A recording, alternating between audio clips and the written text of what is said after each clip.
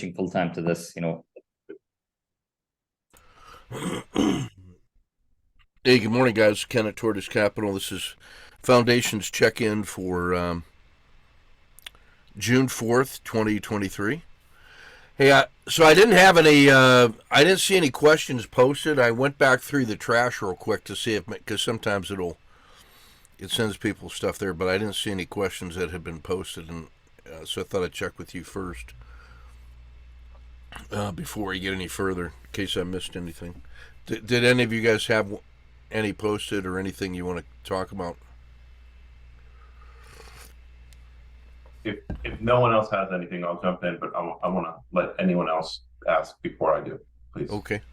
Well, I do have, I don't know if it's a question, it's more of a clarification, Ken. Sure.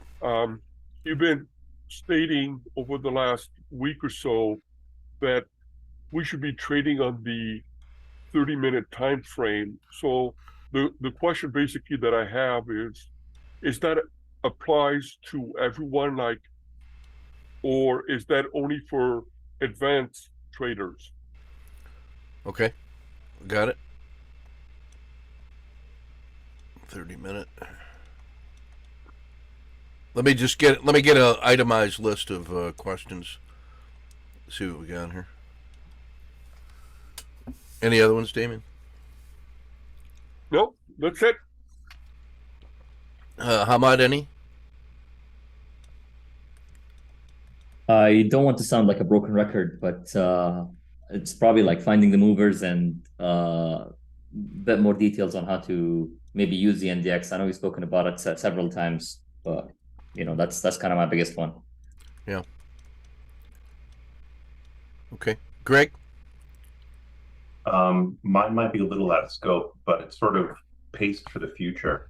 And it's as we grow and continue to grow, uh, is is there anything to think about modulating the systems as we go? I know we use the 30 sort of as a statistical base, and everything kind of grows up and down from the number 30 when we set up our indicators. But are there any kind of heuristics to modify that or change that as we grow later on, to modify it based maybe on different volume, different symbols, that type of stuff? Yeah. Yeah, okay. Those all seem pretty. There's a connection in there. So on the for the 30-minute, I've been saying this lately, almost every night, like a quote to the effect of, "If you're not trading on the 30-minute charts, I don't know why." And the only reason I say that is because I'm crushing it on the 30-minute, and the opening 10 to 15 minutes of every nightly podcast is me going through, about 20 symbols. And it just is perfectly postured, in my view, for people that want to go like me, shorter term intraday with much larger position size. It gives me 20 symbols to work with that I look at every day and have context for it. And so that by context, I mean it's a combination of location and volatility. So it's what's that lets me do is put up these price ladders, and patterns, so that as this thing is moving along, I can see things oscillating and whatever. And if I see something like this, it automatically is setting me up for triggering me from one of my standard patterns, you know.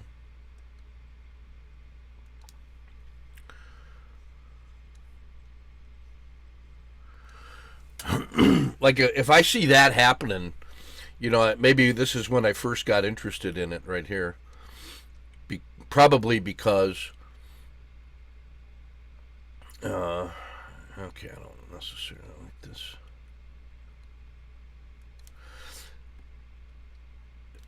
an arrival of price on any time frame at that location in this kind of price structure automatically triggers me, and it's because of the NDX and find the movers, the combination of those two things. Right?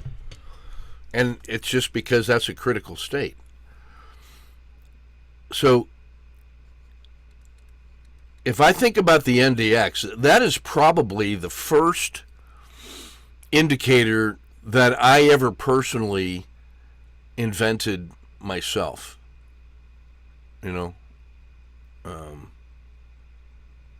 It's probably 35. It's probably 35 or 40 years old when it first came into being. Like, I'd been doing it, but I didn't call it an NDX until I started teaching at the THARP Institute. And I wanted to draw a distinction between the NDX and Williams %R. And I know from reflection that it has come out of the book by Nick Darvis, How I Made $2 Million in the Stock Market, back in the 20s and 30s. Professional dancer. And he was living in a world in which, broker fees were high. And he was getting his information from newspapers while traveling the world on ocean liners. And so he was trading in a much longer time frame. And what he ended up doing was he would just notice that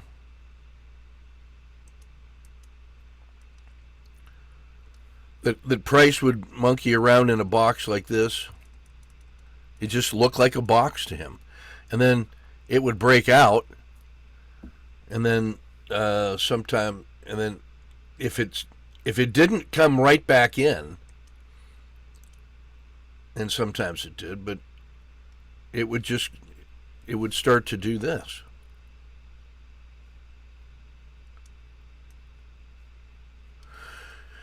And so he just developed the box method, and it would be like he'd like to be in it here at that moment. That was a trigger to him that maybe something new had been happening, and maybe he bought it back in this box somewhere. And then he just noticed it would stay out of there. And then he would just stay with it unless it broke down, or he might add more if it broke out into a new box. And so the whole idea of that, almost like seasons, and in cognitive theory later, would learn to think of that as frames. So you got a really messy world, and you're looking at it through some kind of lens. And when you look at it, there's so much of it, you wonder just what the heck is going on. There's all this things floating around in there. And so a frame or a paradigm is simply a simplified organizational structure that helps you interpret everything that's going on inside here so that it makes sense in this great big round head of ours. And so we have a number of mental models that are at work inside our head. And then there may be one master model, called your paradigm, which is a collection of all those little mental frames. Like Charlie Munger at Berkshire Hathaway has written that really nice book, or has had a book written about his ideas, the 100 Mental Models.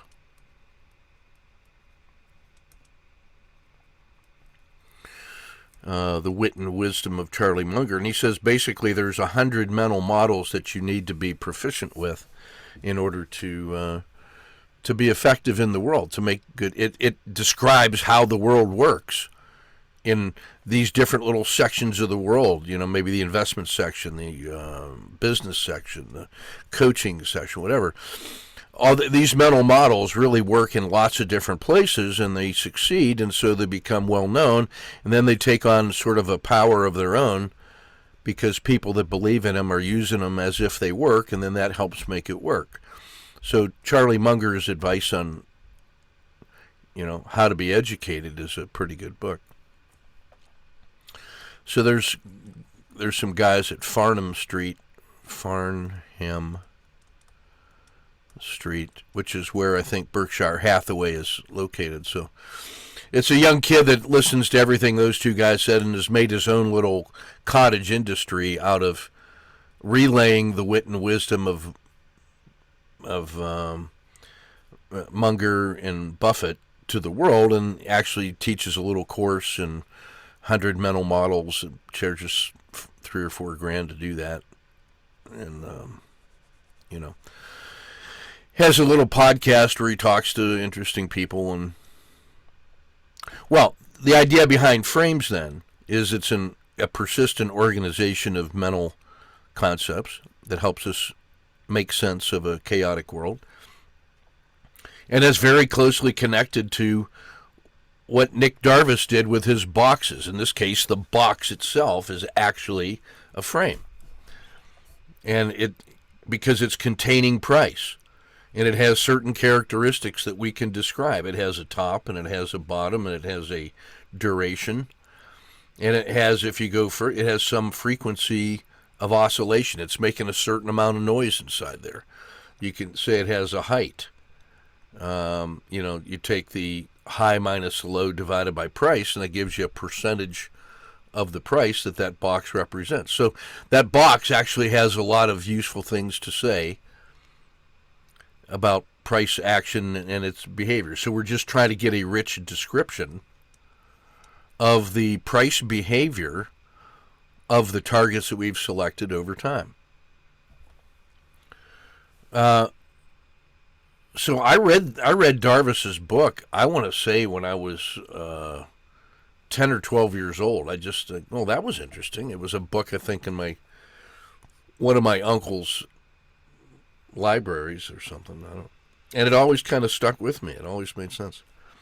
So his work is now written by the Guppy brothers, who actually were the founding. If I got this right, I think they're the underlying inventors of TC2000 from Australia. I think that's their software. And so there's a whole series of rules that they've written, the Darvis box, the advanced modified Darvis box or whatever. And that has reasonable results, I think. And that's, I think, why I ended up finding TC2000 was because, it had Darvis boxes, and I knew the name Guppy and knew him from trend following.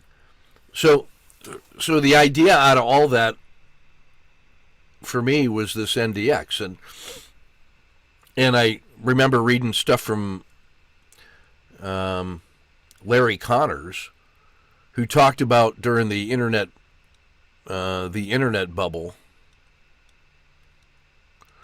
roughly that period of time, that if you that as price was going up and then going down, whatever, if you bought 10-day highs and then sold a 10-day low in the internet expansion, you lost money. If you bought the high and then sold the low, you lost money. But if you bought the 10-day low and sold a 10-day high, you made money better than buy and hold. And so this just simply says is that in the travel time, the travel distance, you can see that if you are, the idea behind all this was that if you bought a 10-day high, I don't know, something like that, and you kept buying these peaks, and then ended up using a 10-day low as a trailing stop, you were actually losing money. Whereas if you bought the 10-day lows and then sold 10-day highs, just mathematically, you made more money because you got you might say, hey, the middle portion of this is the rational price, and so you always were buying it when it was on sale and always selling it when it had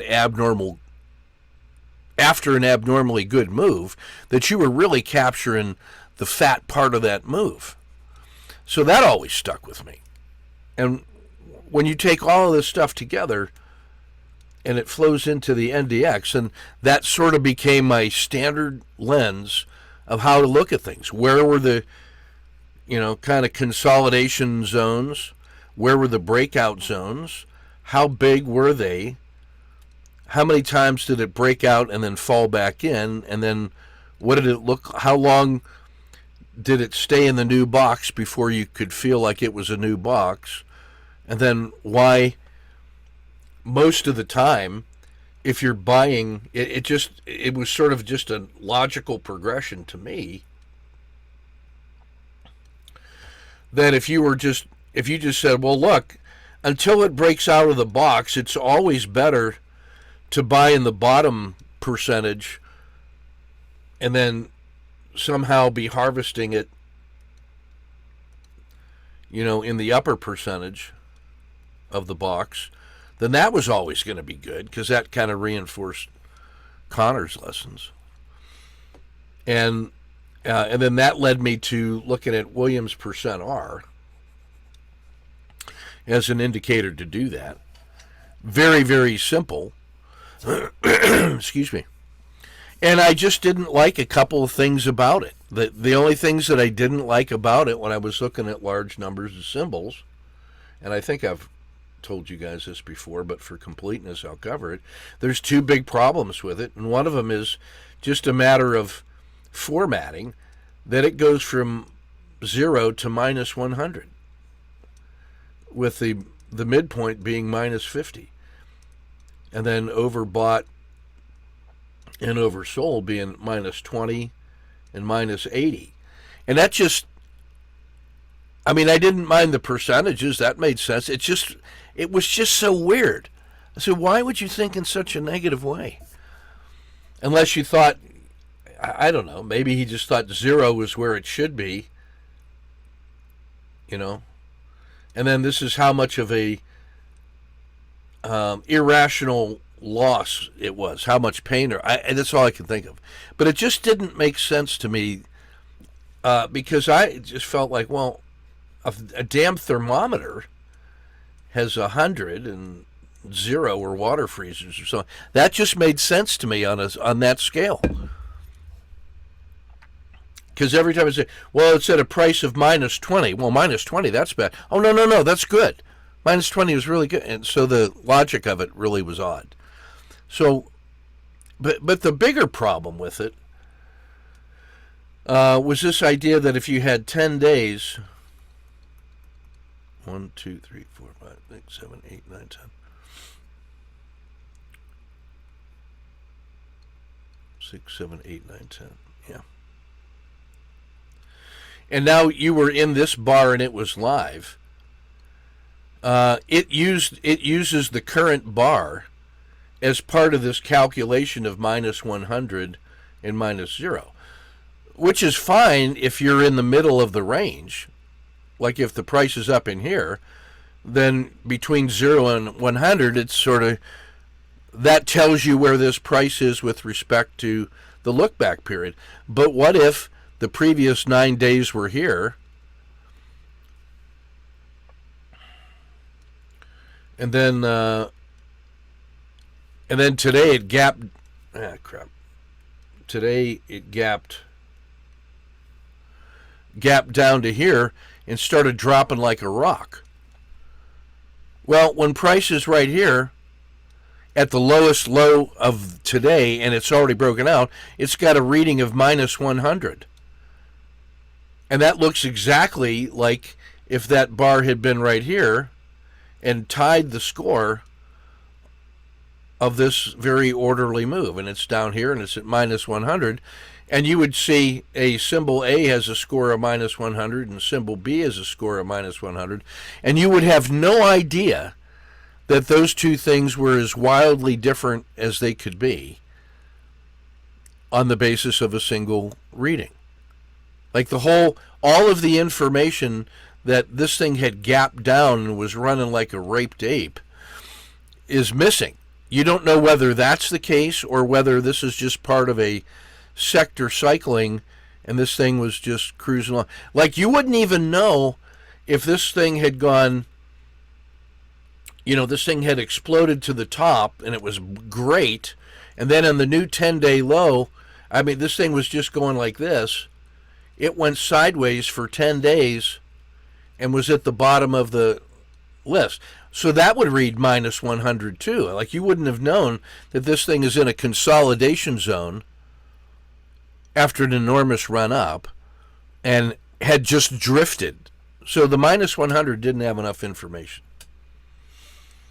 And so to fix those two things, I just called it an NDX. And why do I want to call it an NDX? Just, well, because it was an abbreviation that fit on my spreadsheet, and I could make the columns narrow. So NDX, get rid of the vowels, and NDX was born. So then what I noticed was I was already starting to think about fractals.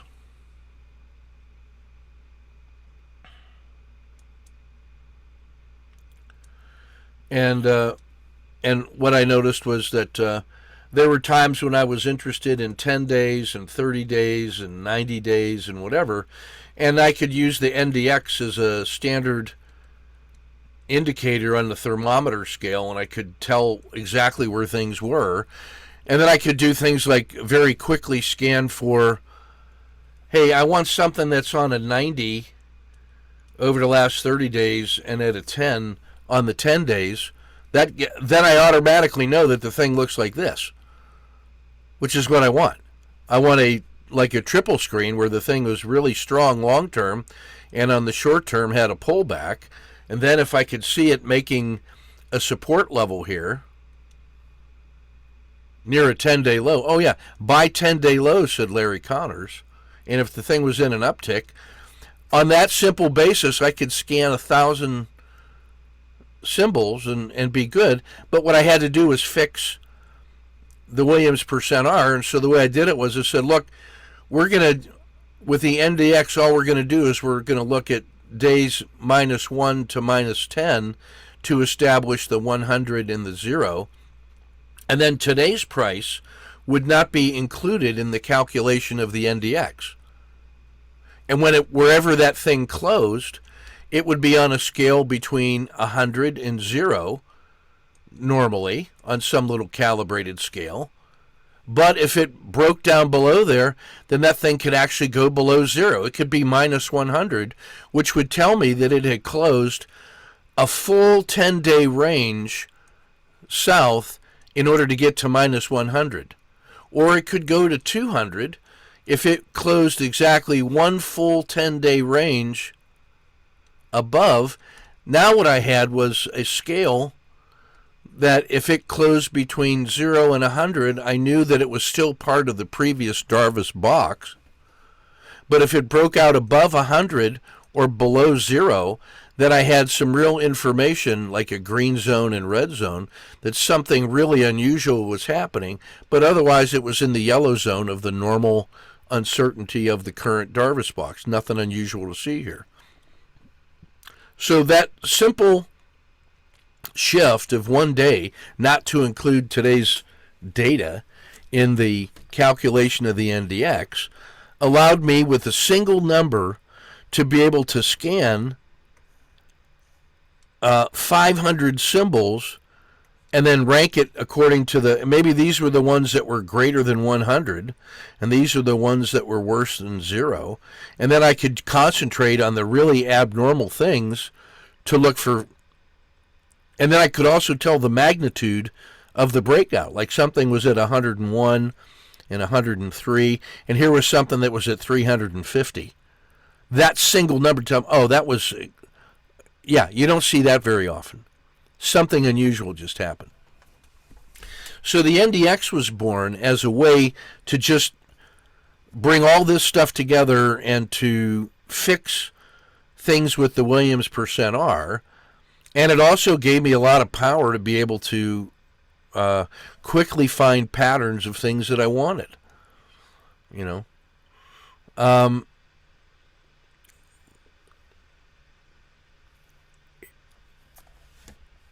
so that's the main idea behind the NDX. So when I talk about using the NDX, it's fractal because now I can use a standard mechanism to evaluate multiple time frames, and that's what you see me doing with the sniper.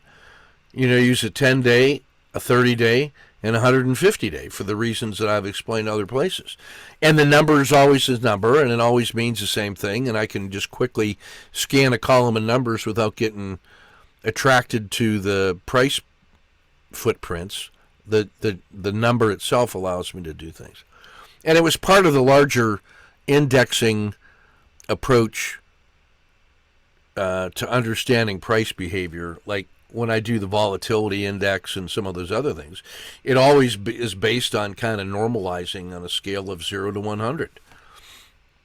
And that's, you know, that may be the most foundational way that I use a frame to understand what it is I'm looking at.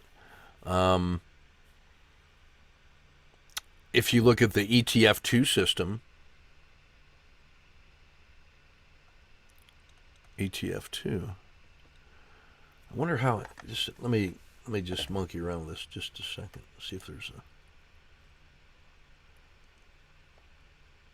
Can we change? Can you get an additional whiteboard on the right? Yeah, that's side, what lower right hand? Yeah, that's what I'm trying to see if there's a way to do that. If you go to the lower right hand corner, there's page Yeah. 1 and 2. I think you can add a page from that point. From right there? Lower right. I have it in my lower right hand corner where I can zoom in and zoom out, and on the far right there's a little 1. Yeah. Maybe. And add page. I see it there. Yeah. Okay. Good. Yeah. So now when I shift to the ETF2, which is another shorthand way of evaluating, I look at strength, consistency, and let's see, is it quality? Yeah. And I put these on a scale of 0 to 100. This is another way of essentially using the NDX concept to help me evaluate things. So I just look at this. This is a 10-week. So I just go back 10 weeks and say, here was price 10 weeks ago, 50 trading days. And here's price today.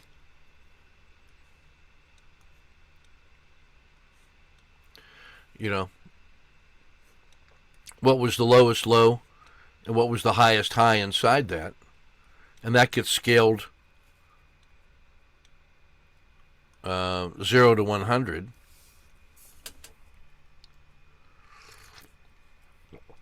So that gives you a number. And then I take 10 weeks of that and say, for each of the last 10 weeks, now I now have a certain number of 10-week strength. Oh, I'm sorry. I said that wrong. Reset. So I'm looking at the 10-week percentage. I was in the wrong system.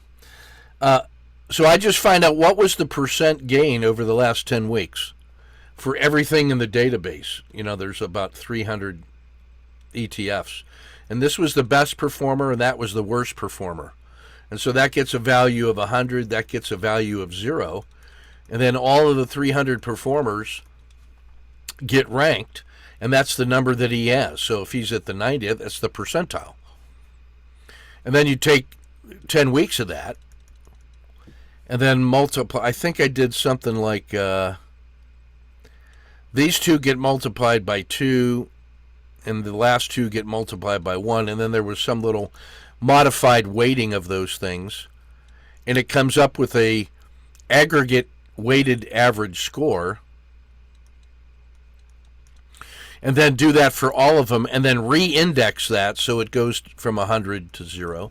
And then that gives you a consistency score, and it really just tells you what is the weighted average value of this thing over the last 10 weeks compared to all the other ones. So you get that. And then the quality number simply takes 40 weeks and then gives you a 40 weeks of performance. And this is just like a 5-day weekly performance. So you get a percentage. And then you rate that max, min, average, plus or minus standard deviation. So you're basically, and then you give it a z-score. So you're essentially doing a system quality number, a 40-week system quality number of what this machine called your symbol produced a string of 40 weekly performances, and then that can be rendered into a system quality number, and then you can rank the system quality numbers of all the 300 symbols, and then index that 100 to 0. So you get pure relative strength. So if you had some pricing action and then this week was enormous, you'd get a tremendous performance this week. And your strength number would be amazing. Check or hold. But if the previous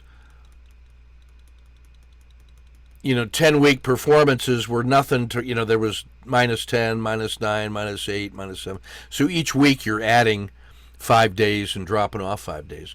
But if in the middle of this whole period it was just boring and average, you might have had a score of 99 here and then 50, 50, 50, 50, 50. And so this little long, skinny one and one hockey stick jump up, you're going to be low on consistency for that reason. Now, your quality number might actually be pretty good because you had very low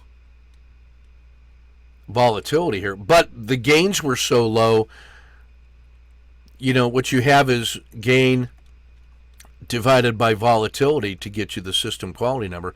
So this thing doesn't score really that well, because although it has really good volatility, lack of volatility, it doesn't have much steady performance. What gives you the best system quality number is a thing that just does this. And it just goes like that forever. And each week it adds another 0.5%, and it never pulls back. And so you got a consistently strong gain and very little variation. That's what you want your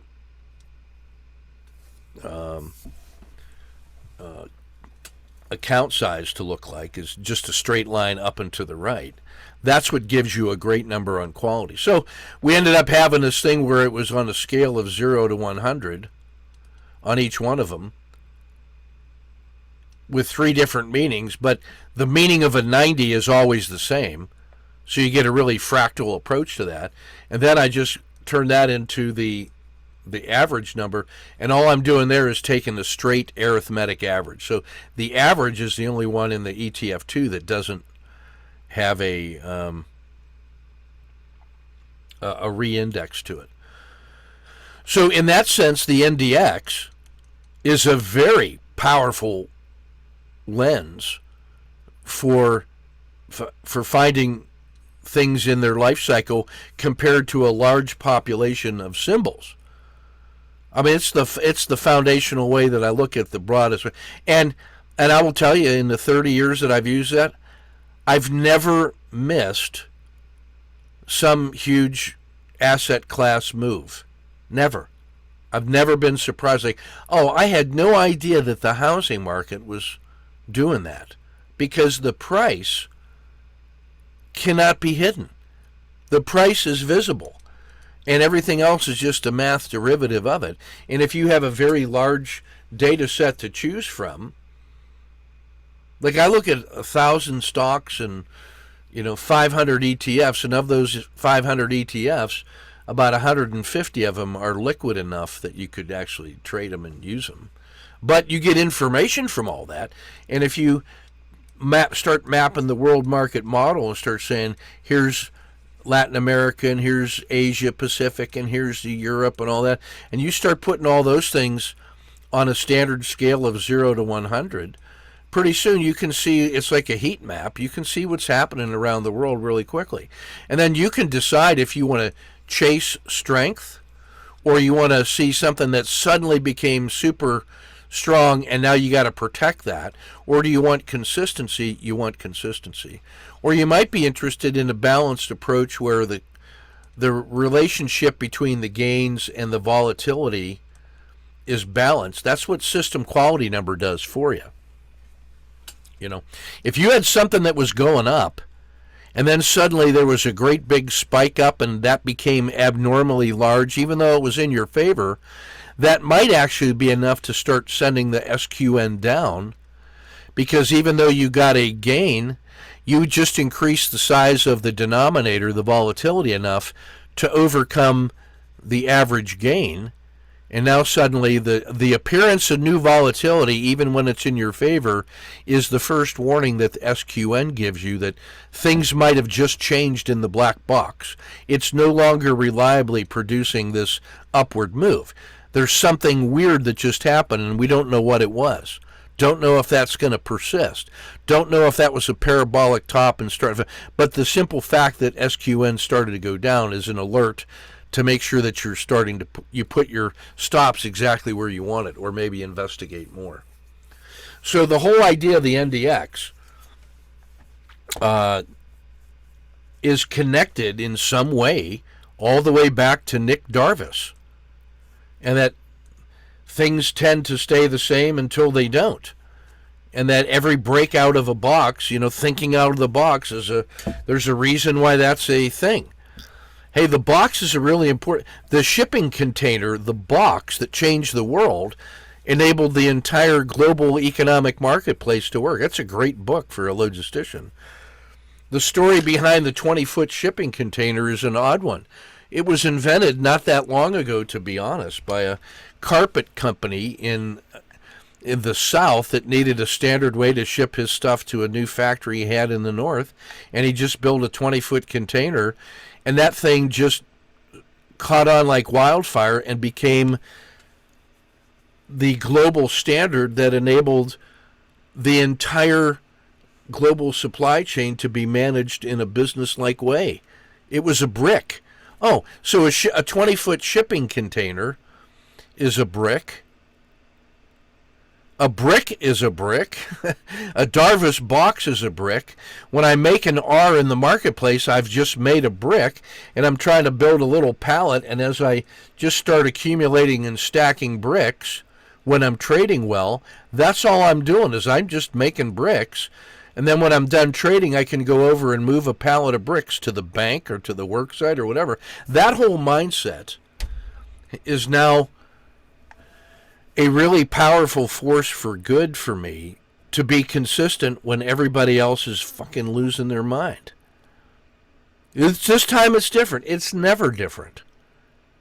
And in my mind, I'm a little brickmaker in India or in Mexico, making adobe bricks by hand with straw and mud and a little wooden form, and making the bricks that are going to make my home. Or I'm some kind of advanced automatic brick maker that is taking massive quantities of things and producing bricks at a rapid rate. It's all the same thing. It's all making bricks to a standard specification. Or a mint stamping out silver dollars, in Carson City in 1881.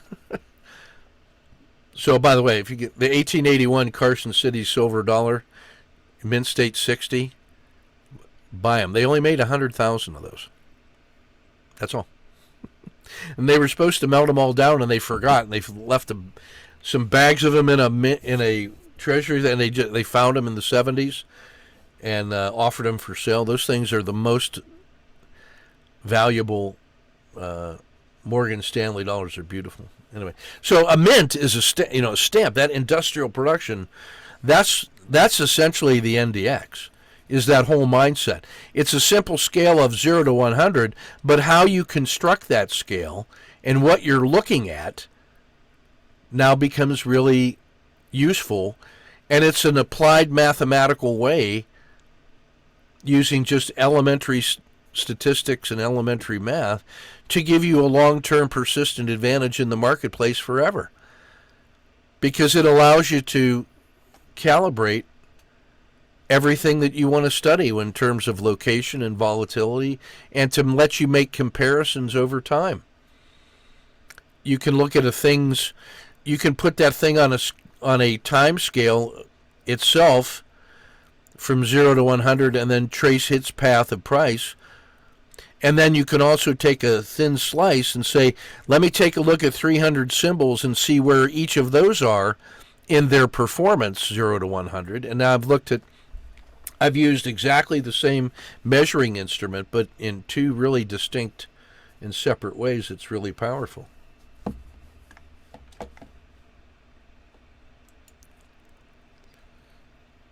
So that's how I use the NDX.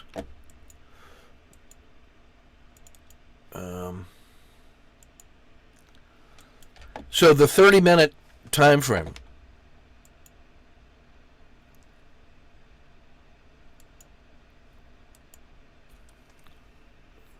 Yeah, I just will tell you, to me, it is the biggest distinction in the world of traders that I see is between the worlds of day traders and swing traders,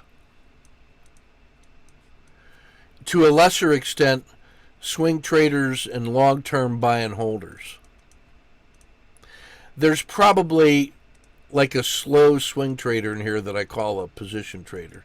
And that's a guy that is actually willing to reduce a position that he's held for multiple years. And it's just time to rebalance it. And then there's these long-term buy and holders. I really think of the position trading as core. A long-term buy and holder says, look at, dude, I am dollar cost averaging the S&P 500. Have a good day. And that's a great idea. But there are some other things you can do.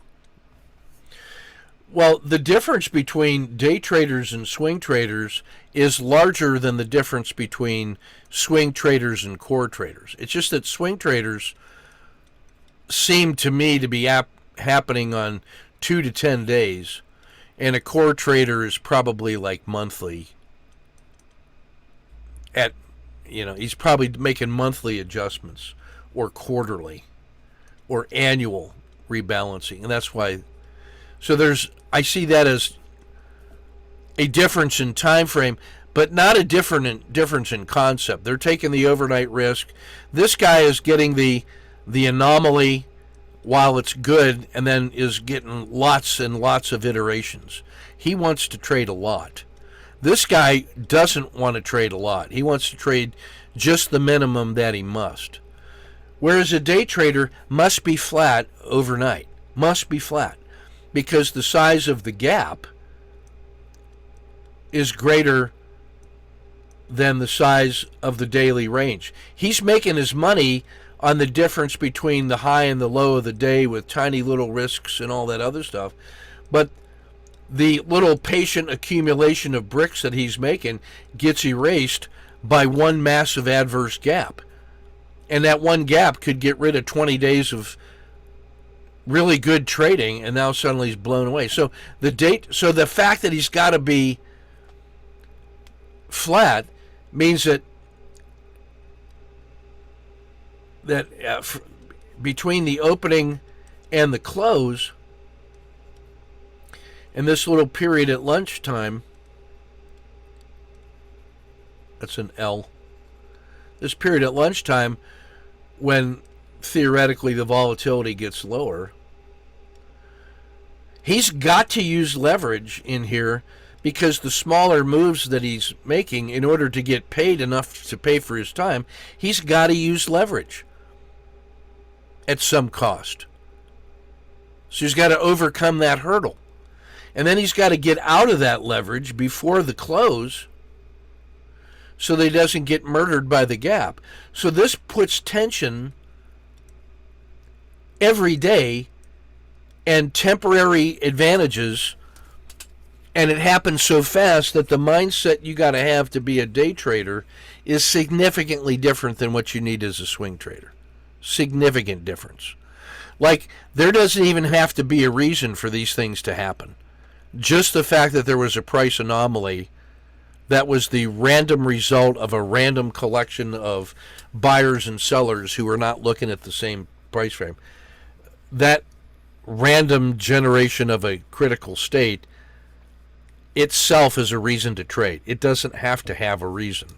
Whereas swing trades, there's some narrative, there's some news item, there's some rethinking going on between buyers and sellers that they think is going to persist that causes them to change their positions as a percentage of their total portfolio.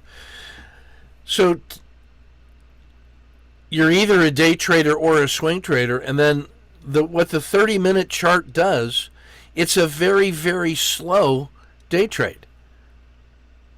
It gets rid of all the noise that comes from all that tension and the hyperactivity. It just says, look, go ahead and go be crazy. I got 13 30-minute time periods in this day in which I can do something. And it's also a very fast form of swing trade, so that if the swing trade's going to last 3 days, and I've got 13 sets of 30-minute chunks, I've got 40 decision points, whereas you got 3, or maybe even 2 if you're an end-of-day trader. So the advantage of the 30-minute is that it's fast but not too fast, that it's slow but not too slow, and you see what the results are. And it turns out that because the patterns are fractal,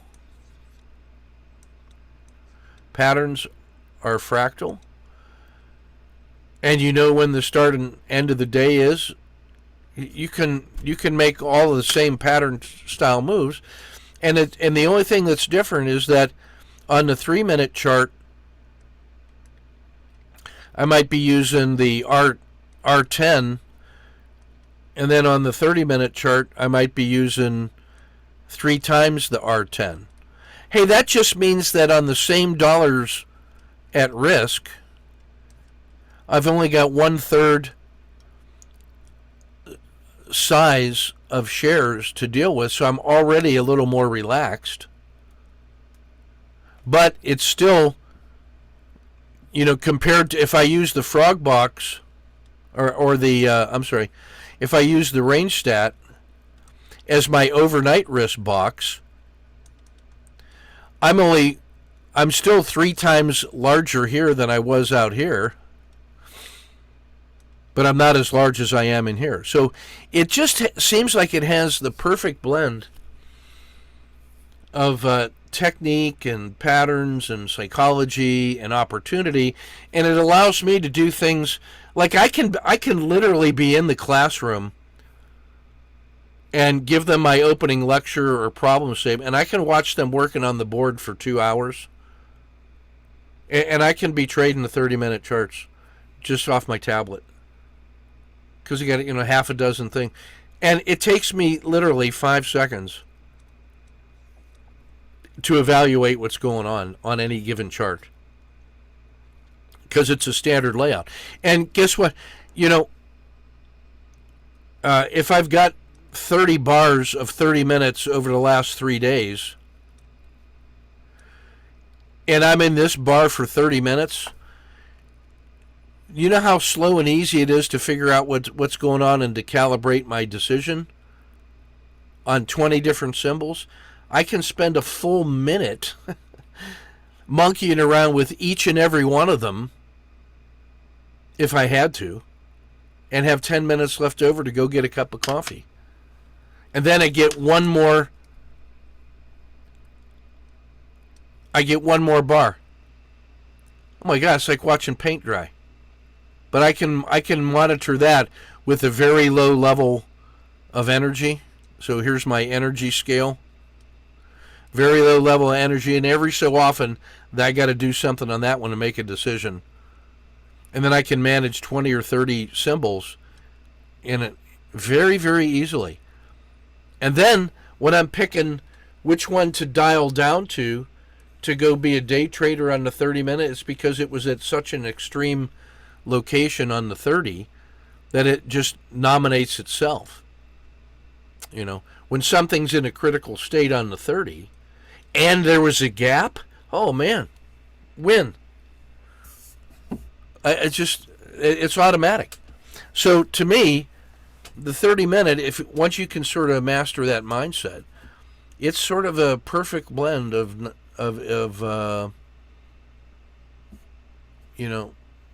Goldilocks. It's the Goldilocks time frame. Not too fast, not too slow, just right. And it gives me 30 symbols to look at, standard patterns. And then the 30-minute thing can also grow to be a full-up swing trade if I made enough money in it, like on some of those, like with NVIDIA and AI that gave, and Caterpillar, for crying out loud, gave 40R last week on one day. So I can just take most of that off and put it in the bank, but just keep a Caterpillar position and trade it on a daily chart or a 3-day chart with a position paid for by market's money, and then just build long-term. I'm still holding some natural gas positions in my long-term portfolio that were 100% paid for. Not just the risk. The entire position was paid for from profits. It's like somebody just came up to me on the street and said, hey, look, here's 100 shares of natural gas, free. And I don't know what the future price of natural gas is going to be, but I don't think it's ever going to go to zero. I think it's always going to be worth something. And if you think energy is, I don't know. So that the mindset you get by adopting these different time frames can be very helpful.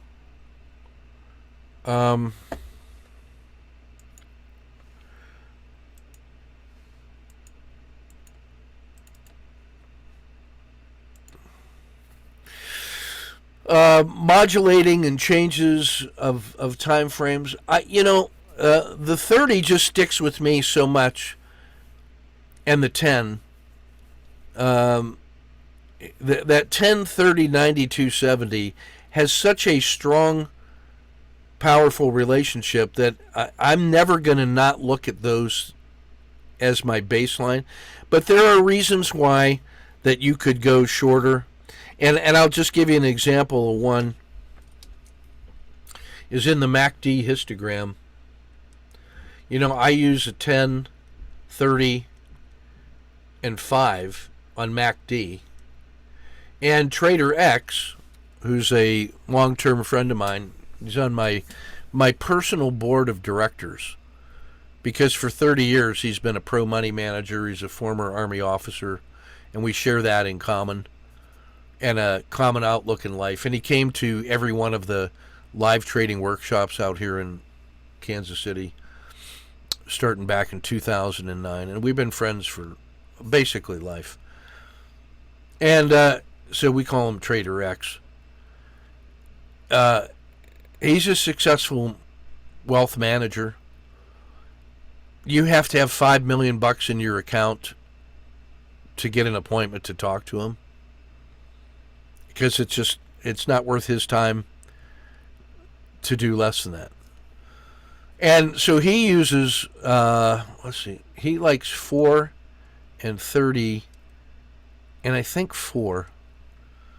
And then the Bollinger Band mean the Red River that I use is 30 plus or minus 1. And he uses something like, if I remember, 8 and 0.5 or something like that, because he likes this makes the Red River really thin. It's essentially an 8-period moving average, which is twice as long as the 4-period smoothing constant, and it's very thin. And he likes getting and then because you're only doing the difference between 4 and 30. So now if the 30 was like this and the 10 has just started to turn, the 30 looks like this and the 4 is already well across. Because it's the difference between the 4 and the 10 is you get a much faster turning point. So his turning points are a little quicker. There's a little bit more noise in here. But then he's using a faster Red River so that when it crosses that, he's really assured that he's going. So it's like so we just monkey around with that stuff all the time and say, I wonder what it looks like. And all we're doing is we're taking the standard thing and we're stretching it a little bit this way or a little bit that way or a little bit faster or a little bit longer. But to me, that whole 10, 30, 90, 270 encompasses such a powerful force for understanding the fastest trader and the slowest long-term buy and holder, that those tend to look really, really good to us, to me. And I am of the belief that it's really better to master the use of the hammer itself instead of buying 50 hammers. Now I own more than one hammer, but I got a couple of hammers. And then if I add a new one, it's really for a specialty function that I'm going to stay with, and it's robust, and I really notice it. And then I have to make a real decision to add that or not. And it's the same way that when I look at my trading screen, that I end up adding things, and it gets really fucking messy. And then I got to have a simplification of it. And so I oscillate between too much and too little. But I'm always trying to find what is the minimum viable product that's good enough, and I just need to have an edge, and I just need to get paid every day, and I just need to get paid every week, and I'm okay. That's all I want to do. I'm a brick maker, and I want to get paid every day, and I want to just relax, and I'm still trying to make that perfect brick and not waste anything. And in the making of the brick, if I get some little bit of wastage, put that into a pile and then make a brick out of the spillage. Don't waste. Muda is the Japanese term for that. Don't waste things. There's no such thing as scrap wood. There's only wood that you haven't found a purpose for yet. So be judicious in the use of your raw materials, which includes time, money, attention, information, all that stuff. So that's why I say the 30-minute window, long term, dude, that just works. And oh, by the way, that's not a bad way to look at Forex. If you just were to look at 30-minute charts on Forex, which is open 23.5 hours a day, that's like looking at a 10-minute chart on an 8-hour equity day or a 5-minute chart on a 6-hour equity day, whatever. There's something really good about the 30-minute. And the first 30 minutes of the day are crazy. The last 30 minutes of the day are crazy. The 3 90-minute or the 3 30-minute periods at lunch are super quiet. That leaves 4 30-minute segments, morning and afternoon, a 2-hour period of time in which you are not surprised if you see big moves. The first one is you get a huge move from the gap, game on, and then there's the reaction to the gap and then the response. And then everything gets really quiet at lunch. And then you get a second wave when they come back and say, hey, are we going to go in the same direction or are we going to revert to the mean? And then we got to unwind our leverage. So a 30-minute chunks is a nice way to organize the intraday trade for day traders. How am I doing in this 30-minute segment? If I'm doing really well in the opening 30, then you should, there you are. Well, what should I do? Well, you should do more of that. Hey, I'm terrible with the opening gap, and well, don't do that. Doc, it hurts when I do this. Well, don't do that. You know what I mean? I mean, that's at some point, that 30-minute lens is a nice way to reset. And in terms of human productivity and attention span, we already know that 2 hours is the maximum length of a lesson that we can even teach on one subject, and it's really only 90 minutes. When you add 10 minutes of warm up, 10-minute break, and a 10-minute cool down in a 2 hour session, that leaves three 30-minute segments to actually learn things. And then a 30-minute segment is a chunk, and I can get four 7-minute attention spans in a 30-minute and then take a pause and reset. And three of those, and then we're done on that topic for that. So there's something powerful about 30-minute chart as a human. All right, that's everything I wanted to cover today. And I want to jump over into creativity. Let me make sure if we got everything else. Thank you, Ken. Let's see, Thanks, finding the movers. Yeah, so if you're on the 30-minute, it's easier to find the movers. Put that stack of 50 on the side. Like the one, my standard tactical set, that's always on the left-hand side of my screen. And just so that I don't miss anything, that I'd really feel embarrassed if there was a move in one of those that I missed. But then sort of like the tactical swing trade, that's that 30-minute set. It's a subset. And then every so often I just drill down to the 3-minute. But I have to turn everything, I have to really be by myself doing that one because I need the intense concentration and no disruption to be able to perform that well. And then my span of control on that is maybe 4. But anymore at my age, if I get 1 or 2 movers, I'll just milk the shit out of that. And then I feel content. But where I'm making my money is on the 30-minute. And then the daily report is simply a way to reset that whole mind frame for what could move tomorrow. And that's how that works. Okay. All right. I'm gonna exit this real quick and then back in so those will get. So that you know, Ken, I'm sorry to interrupt. Yeah, I'm go not ahead. going to be creativity. I'm not going to be in creativity because my wife wants me Okay. to do something for her. That's a good decision. I'll be there on Tuesday night, so that you know that's the reason why Yeah, I'm not there. Jeff is going to be there Tuesday night as well. He's got some work to do out there in Utah firefighting. So Yeah. I'll take his place if I'm able. Yeah. Can I attend? Yeah. All right, I'll see you a couple of you guys here in a few minutes. Cheers. Sounds good. Take care. Bye.